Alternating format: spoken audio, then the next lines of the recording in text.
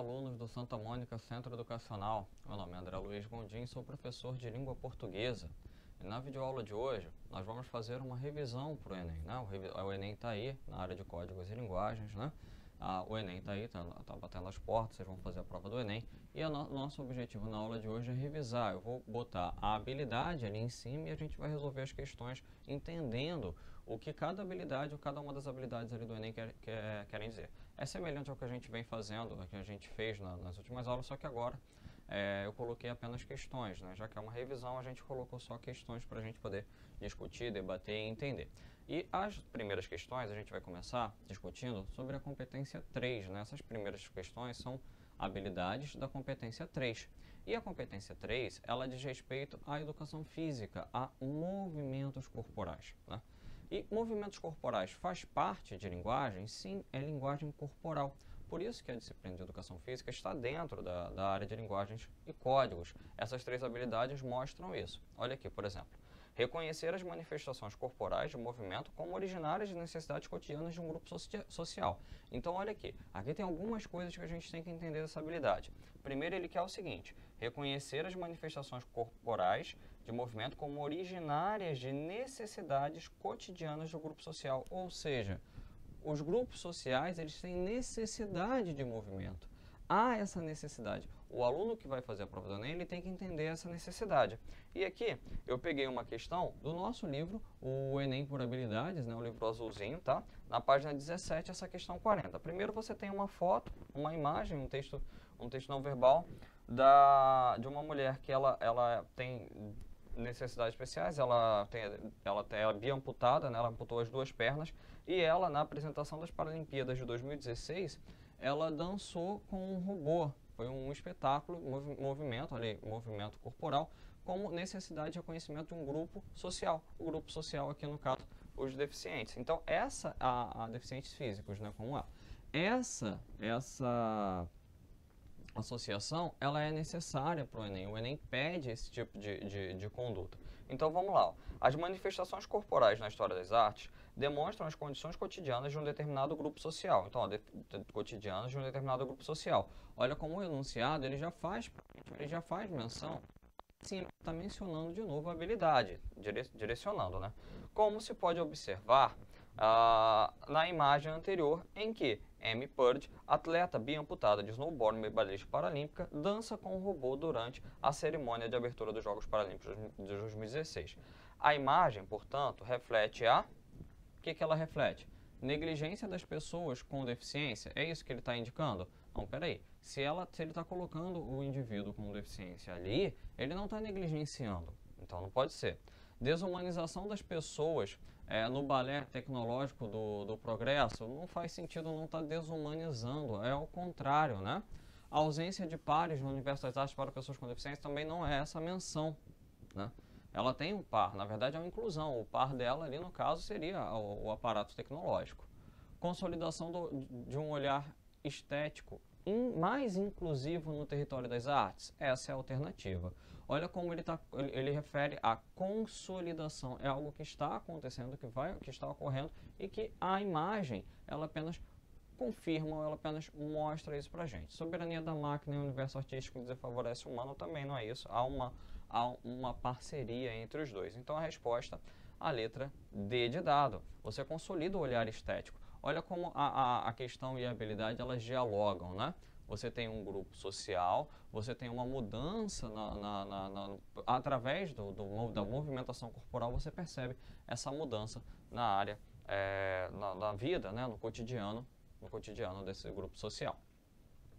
A habilidade 10, também uma habilidade relacionada à questão do movimento corporal, movimentação corporal. A habilidade 10 é reconhecer a necessidade de transformação de hábitos corporais em função das necessidades sinestésicas. Ou seja, aqui ele vai querer, a habilidade pede para que você, enquanto indivíduo, estudante, aluno preparado, que está se preparando para o Enem, estudante do ensino médio, ele quer que você reconheça que você precisa de melhores hábitos corporais, em função das suas necessidades físicas. Ou seja, você precisa movimentar, você precisa de atividade física. A atividade física é essencial para o ser humano, para um bom desenvolvimento do ser humano, desenvolvimento pleno do ser humano. Aqui.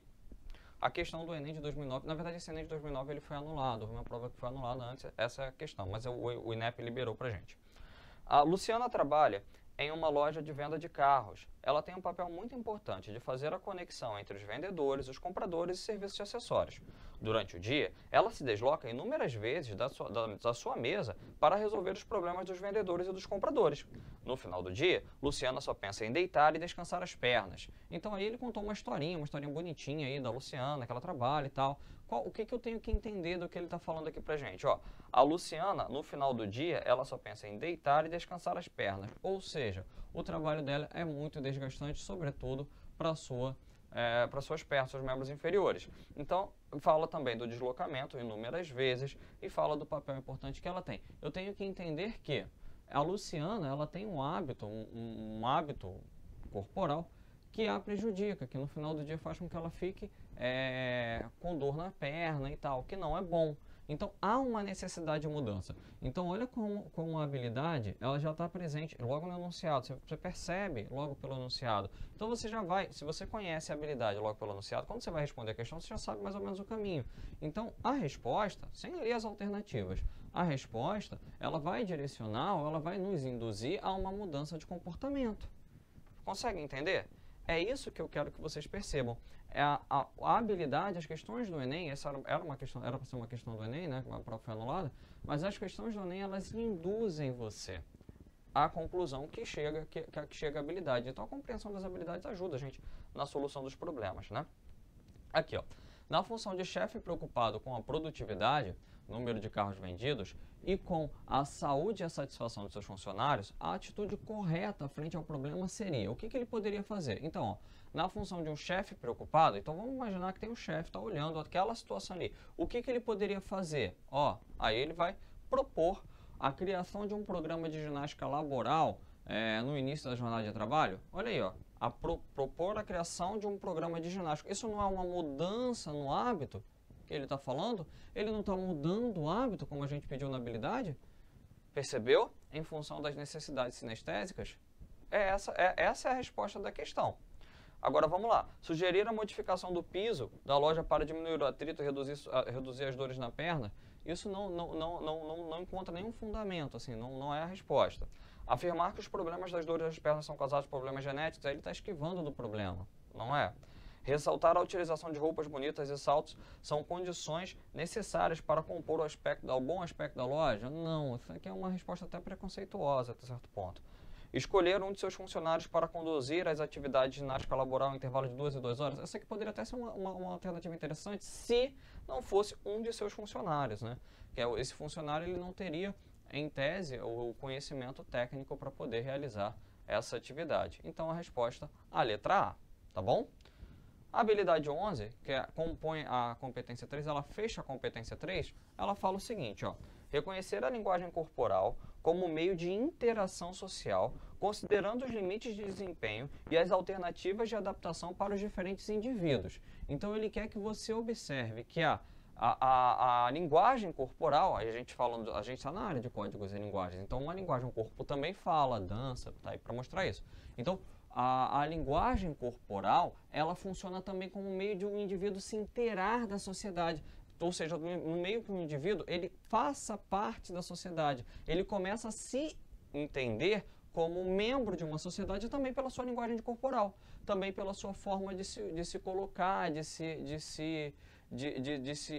até mesmo de andar, de falar, aí a linguagem mais falar, mas pela forma de andar, pela forma como você anda, pela forma como você dança, ou o tipo, estilo de musical, essas coisas assim que influenciam a dança, enfim. Ele quer que você entenda que a linguagem corporal é uma forma de interagir na sociedade.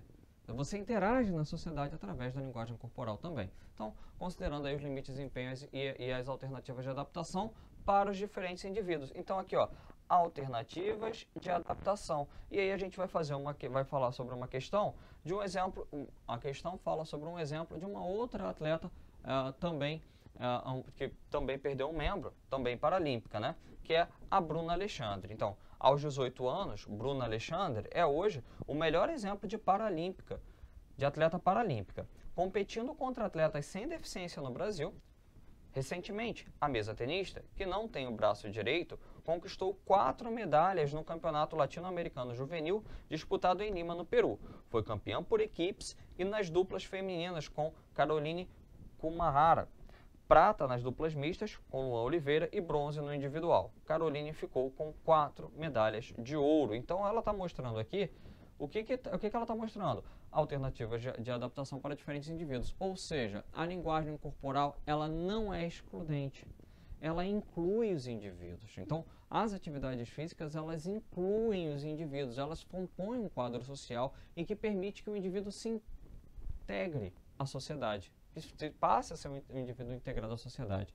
É essa a mensagem que está sendo passada aqui. Você vê que ela tem relação direta também com a habilidade. Aí a questão, de acordo com a circunstância em que se insere a mesa tenista, infere-se que a limitação mecânica imposta pela ausência de um membro inferior foi elemento determinante para o crescimento da perseverança do atleta? Não. Não. Ela não é perseverante porque ela perdeu um membro. Não é isso. Ela é perseverante porque ela é uma pessoa perseverante. Não há relação entre a dificuldade física, no caso, a ausência do membro inferior e o fato dela ser determinada. A ausência de um dos braços fez com que a atleta decidisse competir apenas com atletas paralímpicos. Isso não encontra fundamento no texto, tá? O texto diz diferente. O texto fala que ela compete com atletas aqui, ó, com atletas sem deficiência, é um termo que ele usa, atletas sem deficiência. Então o texto fala. Aqui, ó, o fato de não possuir um dos braços não impediu Bruna, além de praticar um esporte, de competir com atletas sem limitações físicas. Essa é a resposta. Ou seja, a Bruna, ainda que ela não tenha um dos membros, no caso é o direito, o braço direito, ela consegue competir com outros atletas. Olha como ela se integra, a integração social, a integração que é pedido lá, e alternativas a diferentes indivíduos, que também é pedido na habilidade. Tudo bem? Então vocês podem observar aqui que há uma relação. As questões do Enem, muita gente fala, é só interpretação, é só interpretação. Não é só interpretação. É lógico que tem muita interpretação. São questões que trabalham muito com textos. Eu falo sempre para os meus alunos, né? Se você vai fazer a prova do Enem, você tem que ir preparado para fazer uma maratona. Porque são muitos textos, você vai ler bastante. Então, é importante você estar preparado para se concentrar durante muito tempo, tá? Mas não é só isso, você entender o mecanismo da pergunta e suas chances de acerto são muito maiores. Se você entender como as habilidades funcionam, como as habilidades chegam até você, ou como as habilidades geram as questões, você vai ter uma chance muito melhor de acerto nas provas, né? Aí aqui, só atenção, um alerta para vocês, tá? As questões que abordam manifestações corporais no Enem visam fazer com que o aluno tenha consciência de que a arte é uma expressão de cultura e identidade. Ou seja, a manifestação corporal, ela faz parte da cultura e da identidade dos indivíduos. O indivíduo, ele se entende ali, ele consegue, dentro daquela atividade física, ele cria uma identidade, né? Portanto, o exame busca trazer de volta a bagagem cultural que o aluno adquiriu ao longo da sua formação. Além disso, ele deve ser capaz de fazer uma leitura crítica da linguagem cultural e de saber fazer uma manutenção da saúde de forma adequada. Olha só, o Enem, as questões do Enem que envolvem as manifestações corporais, elas sempre trabalham também com as questões de saúde de forma adequada. O foco é esse. Não é você ir ao extremo, não são extremos. O Enem nunca vai trabalhar com extremos. A questão de o que eu posso fazer para manter uma saúde mais adequada. Habilidade 18, aí a gente deu um salto, né? Porque a competência 2, ela é uma competência de língua estrangeira moderna, tá? Tava falando da competência 3, a gente só pulou um pouquinho, só para mencionar a competência 2 também, que ela fala da língua estrangeira moderna. A competência 3 é que a gente falou, a competência 1 a gente viu na última aula. A competência 4 é uma competência relacionada mais à disciplina de arte, a competência 5 é uma competência relacionada à disciplina de literatura, tá? As outras são aqui com linguagens, língua portuguesa e gramática. Então, habilidade 18. Identificar os elementos que concorrem para a progressão temática e para a organização e estruturação dos textos de diferentes tipos. Então, olha só, elementos que corroboram para a progressão temática. Opa, para progressão temática. Ou seja, quais são os elementos que vão ajudar para que eu progrida no meu tema, para que o meu tema seja melhor desenvolvido. Além disso, olha aqui, ó, a estruturação de textos de diferentes gêneros. Estrutura textual. Pô, peraí, professor. Eu posso lembrar, eu posso mencionar aqueles elementos coesivos. Sim, você vai ter que observar quais são os elementos. Então, professor, então uma conjunção, entendeu o que é uma conjunção? De repente um pronome relativo, a função do pronome relativo. Tudo isso está envolvido justamente nessa habilidade aqui. Ele quer que você entenda como que esse elemento ajuda você a progredir no tema. Desculpa, no texto. Como que ele ajuda você a desenvolver o próprio texto. Conseguiu entender? Então ele vai pegar a estrutura aqui. Ele vai querer que você olhe para dentro da estrutura. Percebam que é muito diferente. São questões, você vai pensar, questão de interpretação. Não, não é. É muito diferente da questão anterior. Aqui, ó. Escusado dizer, aqui é um texto do Mário Quintana. Escusado dizer, os Olímpicos, né? Escusado dizer a um bom poeta que seus versos não prestam, ele não acredita. Em compensação, se disseres a mesma coisa a um mau poeta, ele também não acredita. Uma frase simples, um texto simples, mas Mário Quintana é esse gênio da simplicidade. É muito bom. Tá? Então vamos lá. O texto, essa questão é do nosso livro, Enem por Habilidades, tá? O livro azulzinho, Enem por Habilidades, está na página 31, é a questão 91, da área de linguagens, né? O texto apresenta uma quebra de expectativa porque usa um marcador argumentativo. Opa! Olha como ele vai ali na questão coesiva. Ele está falando de um marcador argumentativo e uma quebra de expectativa, ou seja, algo que vai na direção contrária ao que ele disse antes. Percebeu? Então ele fala uma coisa e aí ele inicia, ele falou uma coisa, ele inicia algo que vai na direção contrária ao que ele já havia dito. É isso que ele está falando para vocês. Na sequência, este não cumpre sua função do discurso. Ou seja, na sequência não há uma quebra. Aí você, lendo a alternativa, você já vai entendendo o que ele vai perguntar.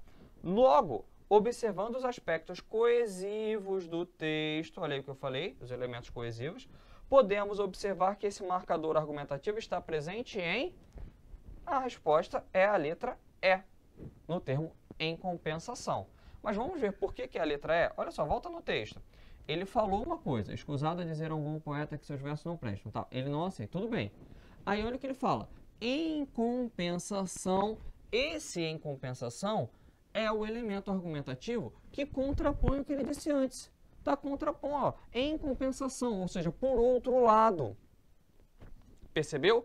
Está falando isso, mas por outro lado, em compensação, se disser a mesma coisa, ele também não acredita. Então, você percebe que na sequência, é justamente essa brincadeira do próprio Mário Quintana, na sequência, ele também não acredita, quebra a expectativa que ele mesmo criou com o termo de cima, tá? Por isso que a resposta aqui é a letra E, tá? Por isso que a resposta aqui é a letra E, o em compensação. O em compensação é esse marcador argumentativo, tá? Que gera o contraponto, que depois do contraponto não é cumprido, beleza? Habilidade 21, tá? O que a habilidade 21 nos diz? Reconhecer em textos de diferentes gêneros, recursos verbais e não verbais, utilizados com a finalidade de criar e mudar comportamentos e hábitos. Olha só, quando a gente fala de criar e mudar comportamentos e hábitos, a gente direciona já para o texto publicitário, para os textos publicitários, não é? A gente está falando já de função conativa ou apelativa, né? Em que o foco do texto é sempre o receptor, é você. Ele quer que você mude alguma coisa. Então, lógico, aí a gente falando de Enem, a prova do Enem é toda baseada também no respeito às diretrizes humanitárias, às diretrizes de direitos humanos, né? Inclusive, nas competências de redação, os direitos humanos eles são mencionados explicitamente. Então, assim, é lógico que essa mudança de comportamento e hábito é sempre alguma coisa a favor, né? Alguma coisa que você queira fazer para mudar o indivíduo. Então, positivamente, tá? Não esconda, denuncie. Olha como esse texto ele é bem construído. Não esconda o verbo escolhido é esconder, né? E aí você percebe que o rosto da mulher, ele está sendo escondido aqui, ele está sendo ocultado. Essa face da mulher está sendo escondida. Então, não esconda, denuncie. Então, olha como a imagem da mulher com o rosto aqui assim, coberto, está dialogando com o texto verbal. Então, ao diálogo do texto verbal e não verbal. Aí a gente volta na habilidade. Recursos verbais e não verbais utilizados. Opa! Com a finalidade de mudar comportamentos e hábitos. Aqui ele está usando o quê? Imperativo. O que o imperativo faz? Ordem, pedido, conselho, imperativo. Então, essa escolha, a escolha do imperativo, não esconda o imperativo negativo e denuncie o imperativo afirmativo, essa escolha do imperativo faz com que a gente entenda que ele quer que você mude comportamentos e hábitos. Então, o texto, todo o texto, ele pode ser interpretado sob a ótica, na verdade, da habilidade. A gente pode partir da habilidade para interpretar o texto. Violência contra a mulher também é problema seu. Aí ligue 180, né? Ele dando o telefone aí. Então, essa questão também é do nosso livro Enem por Habilidades, a página 33, questão 111. Fala assim, ó. Observando os recursos verbais e não verbais utilizados na campanha publicitária, verifica-se o que eu mostrei para vocês. O recurso não verbal, coberto, e o recurso verbal, escrito assim, ó, não esconda. Olha como eles estão dialogando. Então, vamos lá. A resposta, se a gente observar, a resposta pode ser a letra C. O aspecto imagético é só um jeito bonitinho de falar imagem, tá? O aspecto imagético do texto vincula-se diretamente à expressão não esconda, como eu mostrei para vocês. Então, a resposta da questão, a letra C de casa, tá? Então, a utilização do denuncie não reduz o efeito da campanha, não faz sentido. O tom glamuroso da modelo destoa. A modelo, ela inclusive não tem uma expressão glamurosa, ela tem uma expressão fechada, séria, né? O público-alvo da campanha são mulheres que já foram vítimas de agressão, não só, tanto é que do lado está dizendo assim, também é problema seu, né, para você também fazer. Pro pronome possessivo reduz, não reduz o impacto da campanha, o problema possessivo também não reduz. Aqui, habilidade 23. Inferir em um texto quais são os objetivos do seu produtor e quem é seu público-alvo pela análise dos procedimentos argumentativos apresentados.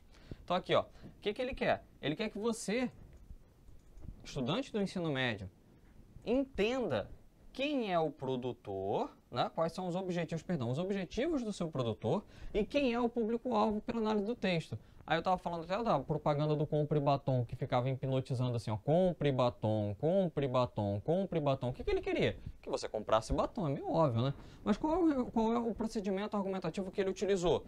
Ele utilizou como procedimento argumentativo a repetição dos termos. Então ele quer que você faça exatamente isso, que você olhe o texto e você compreenda qual o procedimento argumentativo ali utilizado. Aqui, ó, o CONAR existe para coibir exageros na propaganda. Ele é 100% eficiente nessa missão. Isso aqui é um texto, é um anúncio publicitário, tá? Foi publicado aqui na revista Veja, ó, tá? Em São Paulo, lá em 2009. É um anúncio publicitário publicado na revista Veja. E aí ele fala o seguinte, ó, o CONAR é o órgão de fiscalização da propaganda publicitária. O CONAR existe para coibir os exageros da propaganda. Ele é 100% eficiente nessa missão. Aí ele risca. Olha como ele está dialogando. Ele existe, é o CONAR que está fazendo. Ele existe para coibir os exageros. Ele vem com exagero e ele vai e risca. Ou seja, ele está coibindo o exagero. Conseguiu entender? Ó, nós adoraríamos dizer que somos perfeitos, que somos infalíveis, que não cometemos nem mesmo o menor deslize. E só não falamos isso por um pequeno detalhe. Seria mentira. De novo, ele poderia cometer o exagero, não comete. Aliás, em vez de usar a palavra mentira, como acabamos de dizer, poderíamos optar por um eufemismo. Meia-verdade. Por exemplo, seria um termo muito menos agressivo. De novo, ele poderia fazer isso. Ele não faz por quê? Qual é o objetivo do CONAR? Coibir exageros. Ou trabalhar com a verdade, com o que seria a verdade pura. Para o CONAR, Conselho Nacional de Autorregulação Publicitária, existe a verdade e a mentira. A honestidade e a desonestidade. Absolutamente nada no meio.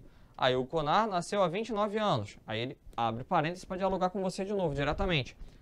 Viu só? Não arredondamos para 30. Então, ao ler o texto, o que você entende? O que você vai entendendo? O CONAR, o objetivo do CONAR é sempre falar ou trazer para a gente o que é verdade. Se não é 30, eu não vou falar 30, eu vou falar 29. Nós não somos 100%, nós somos falíveis. Ele vai falar isso para a gente. Então, esse é o objetivo do CONAR. Aí você tem o recurso gráfico utilizado no anúncio publicitário de destacar o potencial de supressão do trecho do texto, ou seja, aquele tracinho que a gente viu lá, o recurso gráfico, o tracinho que ele deu, reforça a eficácia pretendida na estratégia de o que ele quer fazer, qual é a estratégia dele, o que ele quer fazer com você.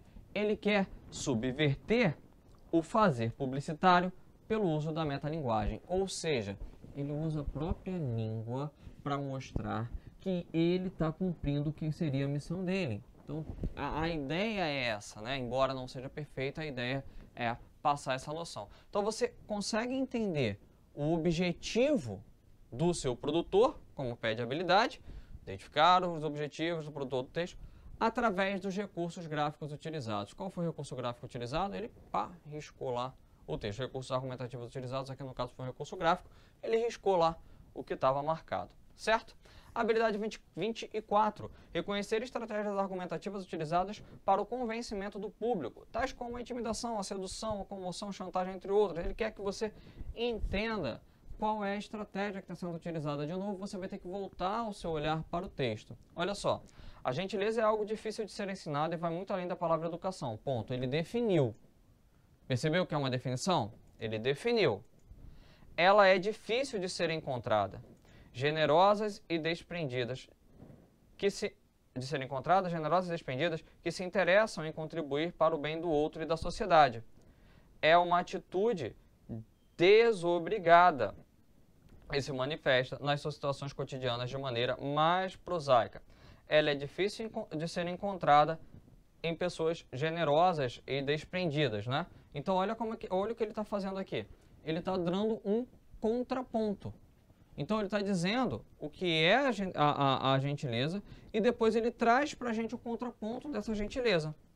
Por isso aqui, ó, no texto menciona-se que a gentileza extrapola as regras da boa educação. Beleza. Como que ele faz isso? Primeiro, ele dá um contraponto. A gentileza é algo que vai muito além. Ela é difícil. Vai muito além ao contraponto. Ela é difícil, tá? E aí depois ele vai... Isso aqui é o contraponto, tá? Com o bem do outro e da sociedade. E depois ele vai acrescentando. É uma atitude desobrigada que se manifesta nas situações cotidianas das maneiras mais prosaicas. Então o que ele faz? No texto, o que ele faz? Ele dá o contraponto, ele mostra a oposição, o contraponto e depois ele acrescenta ideias. Então, pela análise do texto, pela análise da argumentação, a gente vê. Ele primeiro começou com uma oposição, gentileza é isso, mas é difícil de ser encontrado pessoas desprendidas. Depois, ele acrescentou outras noções, outras ideias, tudo bem? Certo? Não houve relação de causa e consequência, ele não descreveu condições para a ocorrência das atitudes, ele não indicou nenhuma finalidade, né? Enfim, não enumerou os fatos sucessivos. Ele simplesmente mostrou o contraponto e depois acrescentou ideias. Uma forma de construir a argumentação, tá? Habilidade 26, relacionar variedades linguísticas. Gente, a gente tem que pensar muito em variedade linguística, tá? Variedade linguística é um tópico fundamental do Enem. Você tem que entender que a língua não é a mesma, a língua que eu falo não é a mesma que o William fala.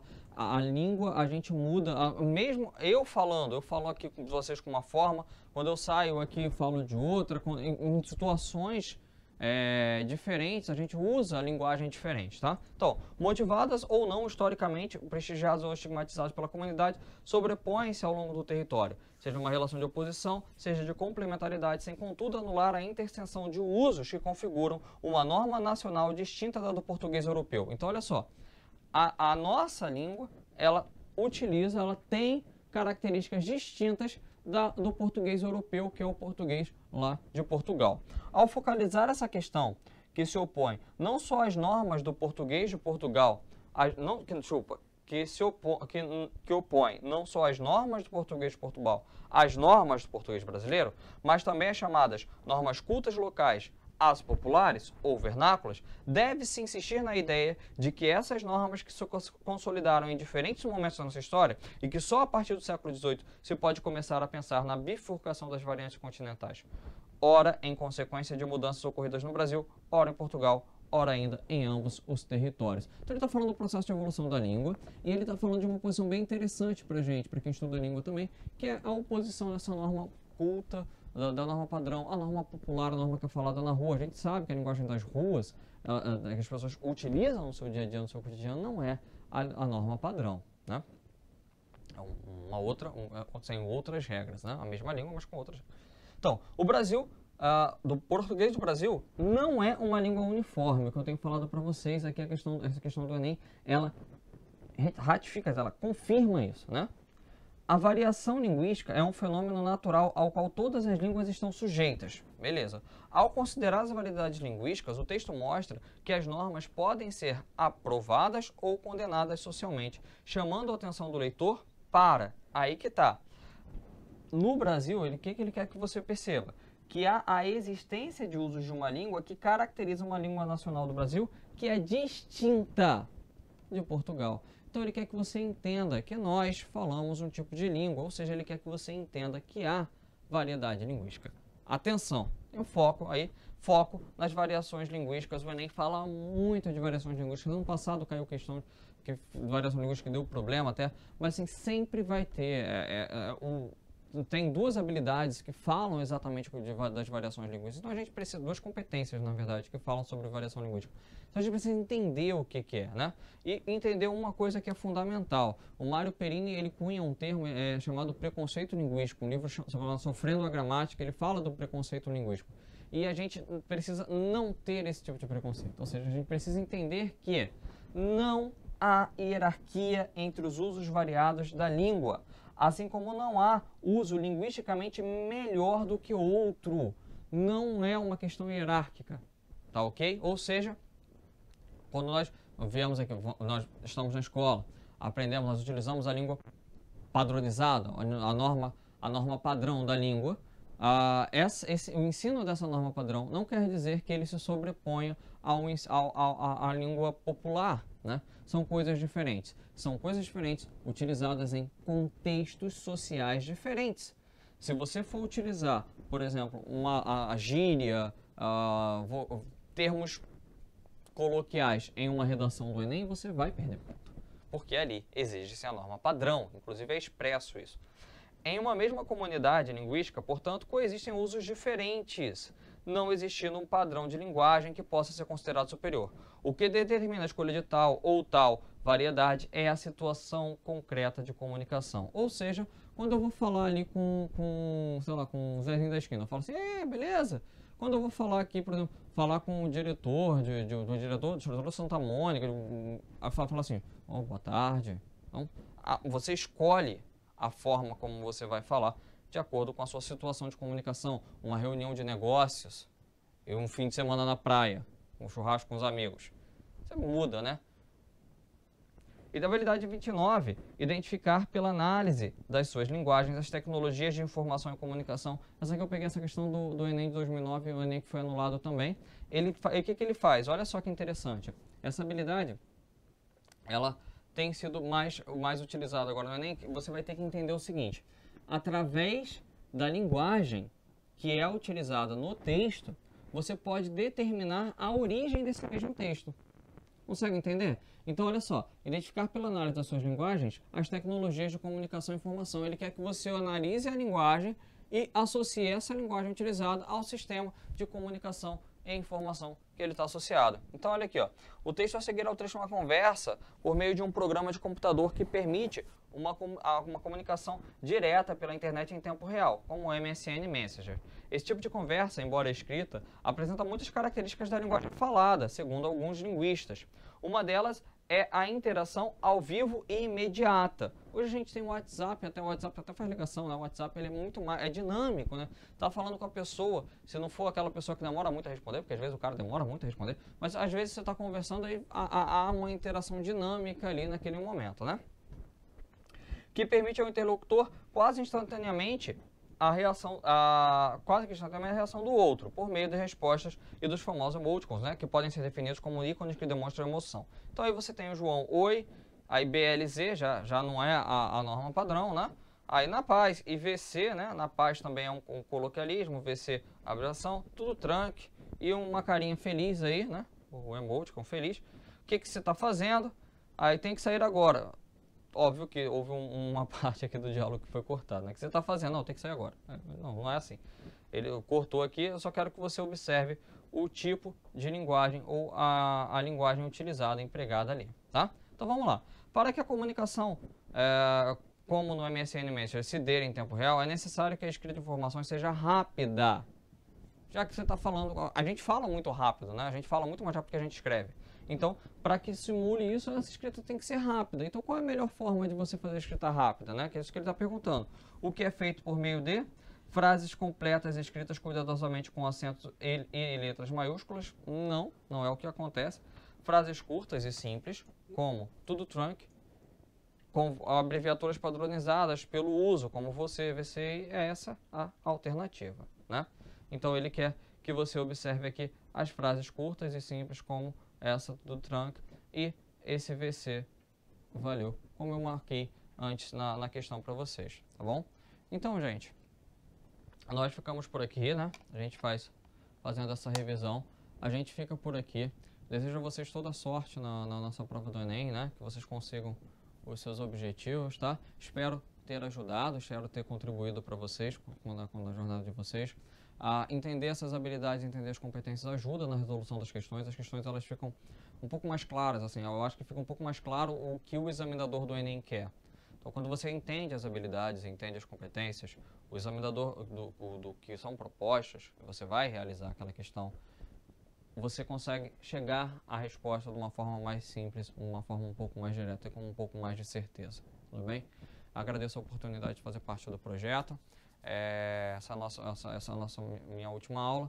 Então, um grande abraço a todos vocês e até uma próxima oportunidade.